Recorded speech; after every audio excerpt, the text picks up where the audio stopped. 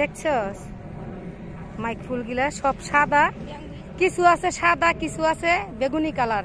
এত সুন্দর ফুল দেখছো, এই যে দেখো কত সুন্দর, এত ভালো লাগতেছে বেগুনি কালারের ফুলগুলা। এ আলাল ভাই লাউ খাইছেন কয়টা? একটা। আজকে বীজ দিচ্ছেন না? এগুলি কাটা খাইব? লাউ লাউ খাই না, আমার লাউ খাইলে ঠান্ডা লাগে।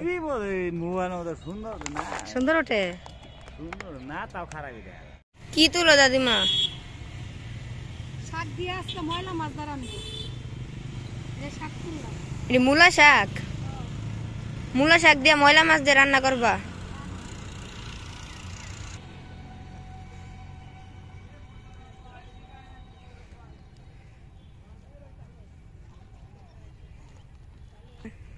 বেশি মজা লাগে না, আবার অল্প দিলে স্বাদ লাগবে। তো চলো যাই। আসসালামু আলাইকুম আপু ভাইয়ের, আশা করি ভালো আছো। তোমরা ভালো থাকো দোয়া করি। তোমরা যারা দেশ বিদেশ বসে আমার পুরো ভিডিওটা লাইক দিয়ে সাবস্ক্রাইব করে দেখো, তাদের আদর আর ভালোবাসা অন্তর থেকে জানাই। আজ একটা সুন্দর ব্লগ নিয়ে আসছি। এই তো এখানে এসে নামলাম, শাক আনতে যাব। খেতে কটা শাক আছে, কটা মূলা শাক, বেশি আনবো না, এক মোটা আনবো। আইনা গুঁড়া মাছ দিয়ে ঝোল রান্না করব মূলা শাক দিয়ে। পুরো ভিডিওটাই দেখো, ভালো লাগলে অবশ্যই আপনাকে একটা লাইক দিবা, সাবস্ক্রাইব করবা। এই তো মাছগুলো আইসা কাটাকাটি করলাম। তারপরে এই মাছটি কিন্তু ভাবি দিচ্ছে আমারে।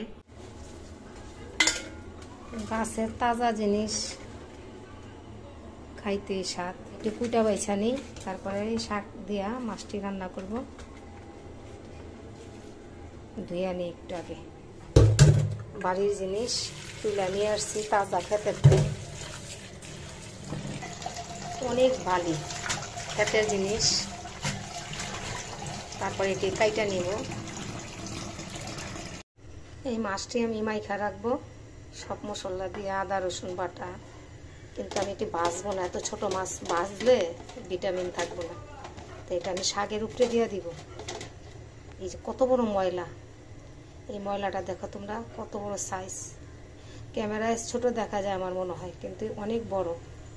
এই মাছটার সমান ভাজলে এটা ফরমালিন ছাড়া মাছ, স্বাদ থাকবে না। এই যে শাকটি আমি কাইটা বেছে নিছি, সুন্দর করে রান্না করব।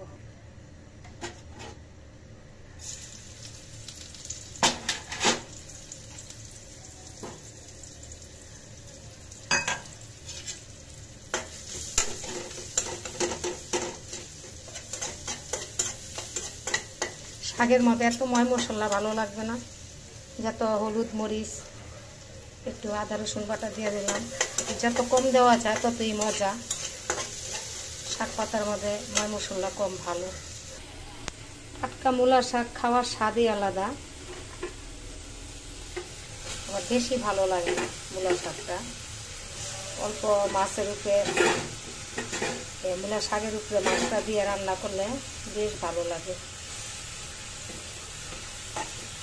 এটা একটু হলো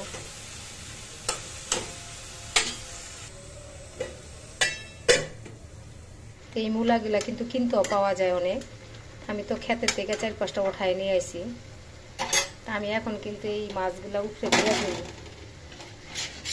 দিলে মনে হয় যে সুন্দর পোড়া পোড়া হইব, আবার দেখতেও সুন্দর লাগবো। ময় মশলাটা ঢুকবে ভিতরে।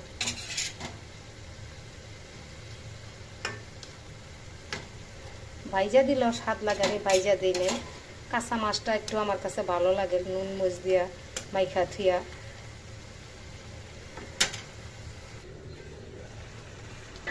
দেখো আপু ভাইয়ারা, কত সুন্দর যে কালারটা, সবুজ।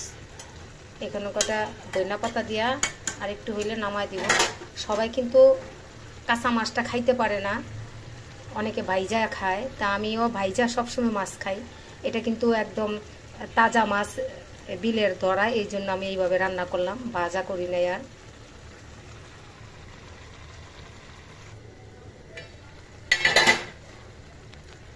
কটা পাতা দিয়ে দিলাম, ধনিয়া পাতা। তো এইভাবে তোমরা গুঁড়া মাছ দিয়া মূলা শাকের ঝোল রান্না করে খাইয়া দেখো, অনেক স্বাদ আপু ভাইয়ারা। হয়ে গেছে গুঁড়া মাছটা, দেখো নামাই নিয়ে আসছি, কি যে সুন্দর হয়েছে। মূলা পাতা দিয়ে গুঁড়া মাছের ঝোল।